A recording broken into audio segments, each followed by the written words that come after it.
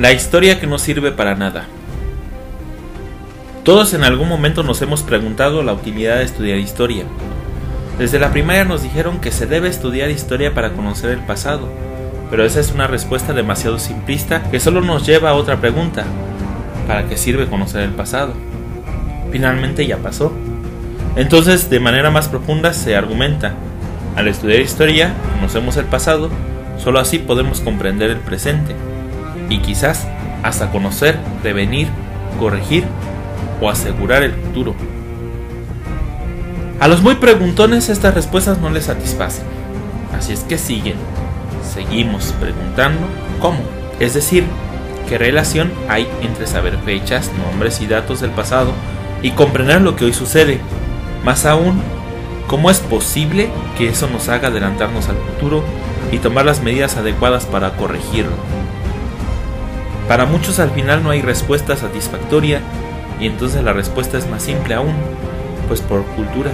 Digamos una cosa claramente: no tiene caso estudiar historia por cultura general para ser una enciclopedia ambulante retacada de datos del ayer.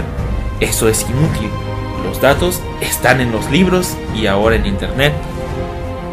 La historia solo debe estudiarse si es útil, y es particularmente el historiador el que debe ocuparse en que lo sea útil para la vida diaria, para solucionar problemas, para efectivamente corregir el rumbo.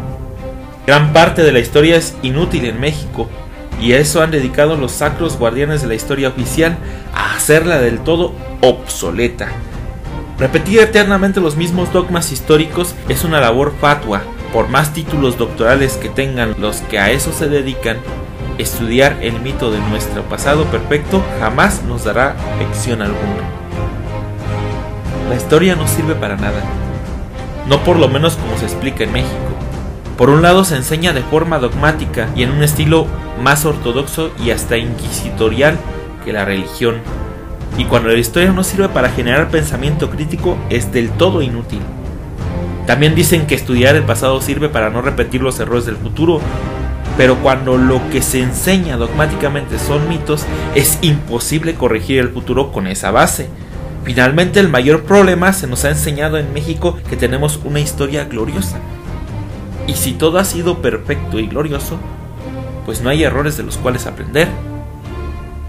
Claro que si todo esto fuese verdad, si México tuviera un pasado glorioso y entendiéramos que la historia es una serie de causas y efectos, tendríamos claro que un pasado glorioso solo podría causar un presente glorioso, y que por lo tanto el presente malogrado en que vivimos solo puede entenderse si asumimos que el pasado ha sido bastante devastador.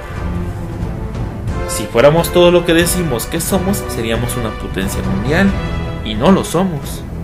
En nuestro nefasto juego de máscaras nos hundimos en el pasado, con una ancla enorme y una más grande venda en los ojos.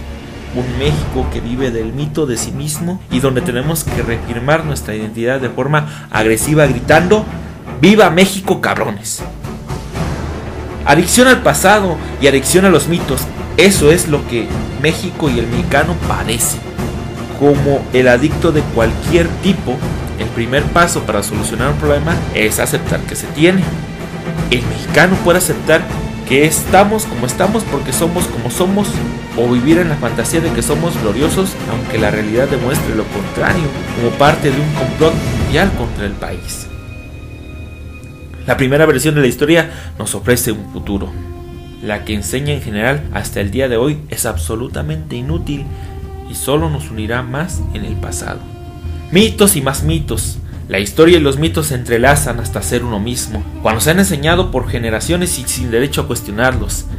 Pero así como la historia oficial está grabada en piedra, es inamovible y existen aún sus sacros guardianes, evitando toda revisión o reinterpretación. También hay que decir que en el siglo XXI de pronto se puso de moda la desmitificación, que a veces termina por ser igual de estéril o más que la historia de la SEP. Durante el siglo XX, el régimen estableció quién era el bueno, quién era el malo, quién era el feo, el héroe, el villano, el abnegado prócer y el vendepatrias. No inventaron glorias inexistentes y triunfos que nunca se convirtieron en victorias, pero de pronto hay epidemias de desmitificadores estériles, de esos que simplemente rechazan de tajo todo lo que nos han dicho hasta ahora. Hacen buenos a todos los malos y viceversa. Eso es igual de inútil. El desmitificador estéril es un mercader del mito al que no le importa México sino el dinero, y suele partir de la base de decir al lector: no le creas a la SEP, créeme a mí, con lo que solo cambiamos un dogma por otro. Pero hacer una lista de mitos y más mitos, o meterse a la cama de los héroes que nos dieron patria, tampoco sirve para cambiar el país. Están los que piensan que para desmitificar hay que ser contestatario, y simplemente van en contra por el principio, y están los peores de todos, los que pretenden interpretar más de 2 siglos de historia desde la óptica de su ideología de hoy, sea de izquierda o de derecha. La historia es a un pueblo como su propio pasado, a un individuo. Hurgar en el pasado sirve para comprendernos, pero luego solo es útil si lo soltamos y volteamos al futuro. El análisis histórico sirve para psicoanalizar a un pueblo.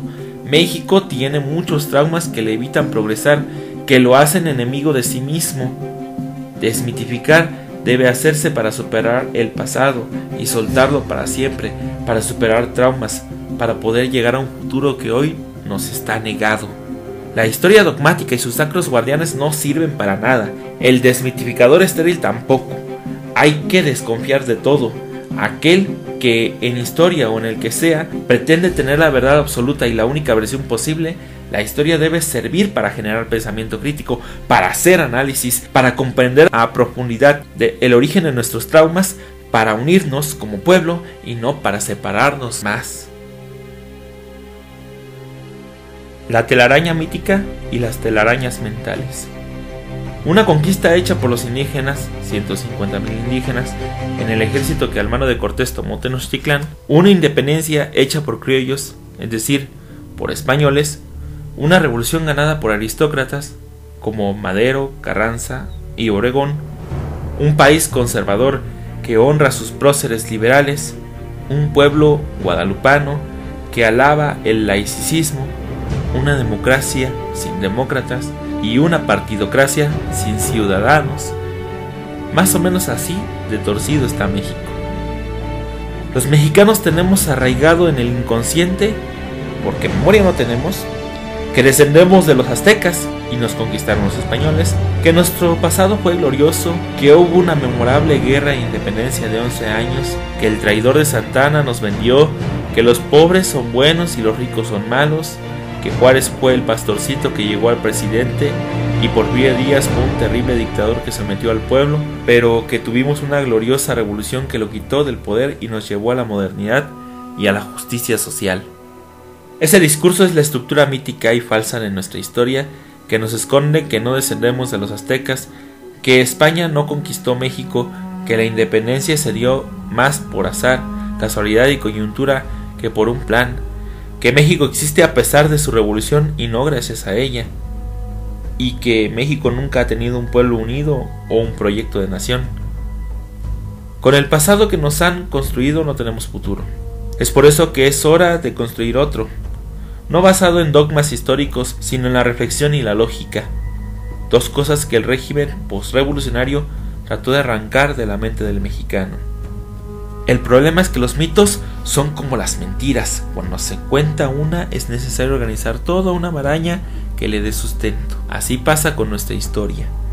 Está basada en una serie de mitos fundamentales y cada uno de ellos necesita otra serie de mitos menores que sustentan al fundamental. Aunque quizás fue al revés. Tal vez al crear tanto y tanto mito fue necesario construir algunos pilares, por falsos que sean, que den soporte a un edificio que se sostiene en el aire. Analicemos entonces los 4 grandes megamitos que sustentan nuestra historia, los mitos con los que estos pilares se sostienen y los traumas que le han causado a México: el pasado indígena, la conquista, la independencia, la revolución.